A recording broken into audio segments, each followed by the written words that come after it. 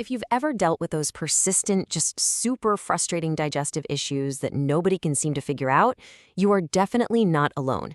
Today, we're going to be detectives and investigate a medical mystery that often pretends to be something else entirely. We're talking about small bowel bacterial overgrowth syndrome, or SBOS. Okay, so to really understand this mystery, we have to start right where all the trouble begins, the symptoms. And for so many people, what we're about to talk about is a very familiar and very frustrating daily reality. Chronic bloating, abdominal pain, diarrhea, does any of that sound familiar? I mean, this trio of symptoms is right at the heart of why this whole thing is so tricky. They're common, they're disruptive, and honestly, they can point to a bunch of different things. And here is where it gets so confusing. On one side, you've got irritable bowel syndrome, IBS. On the other, SBO. And just look at the middle.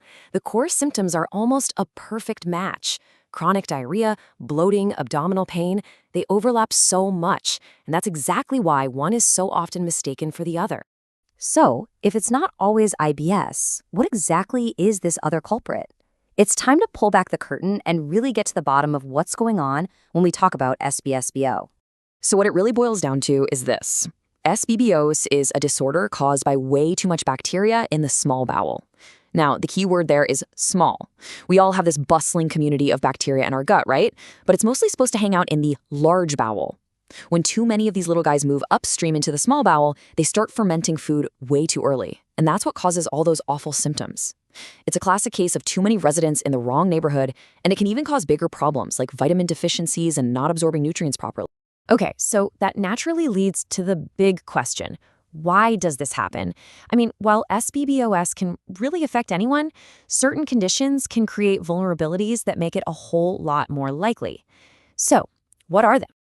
Well, here are a few key risk factors. For newborns with certain GI abnormalities, their digestive plumbing just isn't set up right from the get-go.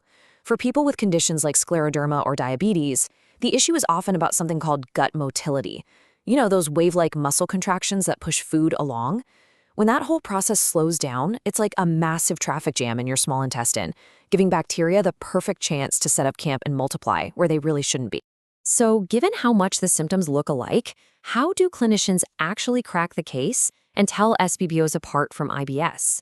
Well, this is where the real detective work begins, and it involves some pretty specific tools to uncover those bacterial culprits. Clinicians have a few different tools to solve this puzzle. The most common one is the hydrogen breath test. Basically, you drink a sugar solution, and if you breathe out a lot of hydrogen gas, that's a huge red flag that bacteria are having a feast on that sugar in your small bowel. There's a more direct way, but it's also more invasive, taking a fluid sample right from the small bowel to grow in a lab. And then there's a third really practical approach, a diagnostic trial of antibiotics.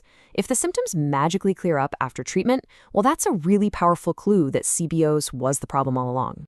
All right, so once the case is cracked and we have a diagnosis, the final step is managing it. And the goal here isn't just about temporary relief. It's about trying to resolve that overgrowth for good. Now, this is absolutely crucial. The very first goal in managing SBBOs is to fix whatever underlying disorder allowed it to happen in the first place. I mean, just using antibiotics without fixing the root cause, that's like constantly bailing water out of a boat that still has a hole in it. You've got to patch the hole. So whether it's improving gut motility, managing diabetes, or fixing a structural problem, dealing with the fundamental issue is key to stopping the overgrowth from just coming right back. So while you're addressing that root cause, the next step is often to bring in the antibiotics to knock down the overgrowth. Rifaximin is often the go-to choice because it's not really absorbed by the body, which means it stays in the gut to do its job, and bacteria don't seem to develop resistance to it very often. But there are other great options too, like coamoxiclav and metronidazole that are also used to clear out those excess bacteria and help get the system back in balance. So, if there's one thing to take away from all of this, it's that SBBS isn't just some vague collection of symptoms. It is a specific, diagnosable, and most importantly, treatable condition. And its uncanny ability to look just like IBS is exactly why understanding it is so important for anyone trying to navigate chronic digestive problems. And that leaves us with this final, really thought-provoking question. When you consider that massive overlap in symptoms, just how many people out there who have been told they have IBS might actually be dealing with an undiagnosed case of small bowel bacterial overgrowth syndrome? It's a question that really shows you how life-changing a correct diagnosis can be.